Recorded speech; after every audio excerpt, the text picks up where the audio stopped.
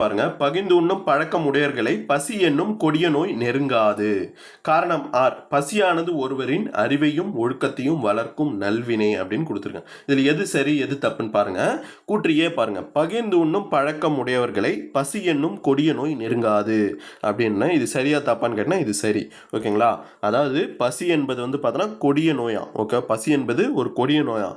இந்த கொடிய நோய் வந்து பார்த்தோன்னா நெருங்கக்கூடாது அப்படின்னா நீ என்ன பண்ணமா, பகிர்ந்து உண்ணும் பழக்கம் உடையவரா நீ இருக்கணுமா. ஓகேவா? அதாவது தாங்கிட்ட ஒரு உணவு கிடைச்சிருக்கு அப்படின்னா அதை நீ பகிர்ந்து உண்ணும் பழக்கம் உடையவனா நீ இருந்தனா உனக்கு வந்து பசி என்னும் கொடிய நோய் வந்து பார்த்தோன்னா உன்னும் நெருங்காது. ஓகேங்களா? அதுக்கு இதுக்கான காரணம் வந்து பார்த்தோன்னா பசியானது ஒருவரின் அறிவையும் ஒழுக்கத்தையும் வளர்க்கும் நல்வினை அப்படின்ட்டு கொடுத்துருக்கேன்.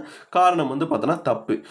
என்ன சொல்லியிருக்காரு, பசி என்பது ஒரு கொடிய நோயின்னு தான் சொல்லியிருக்காரு. ஓகேங்களா? நான் என்ன சொல்லியிருக்கேன், பசி என்பது அறிவையும் ஒழுக்கத்தையும் வளர்க்கும் நல்வினைன்னு கொடுத்துருக்கேன். அப்போ காரணம் வந்து பார்த்தோன்னா தப்பு.